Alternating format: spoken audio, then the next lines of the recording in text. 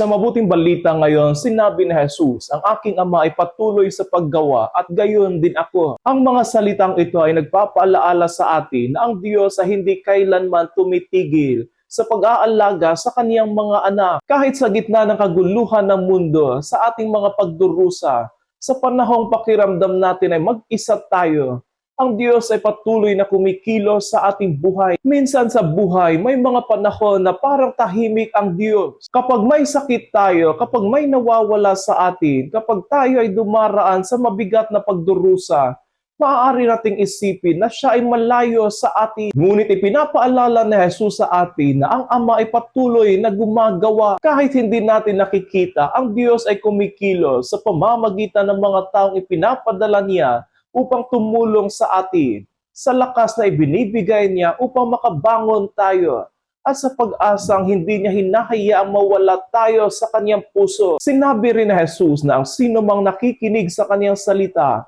at sumasampalataya sa Diyos ay may buhay na walang hanggan at hindi na siya hahatulan, kundi ililipat na sa buhay mula sa kamatayan. Napakalalim na mga salitang ito. Ibig sabihin, ang pananampalataya kay Kristo ay hindi lamang tungkol sa kinabukasan o sa buhay na walang hanggan, kundi ito ay nagsisimula na ngayon. Kapag binubuksan natin ang ating puso sa Kanya, ang liwanag ng Diyos ay pumapasok sa ating buhay.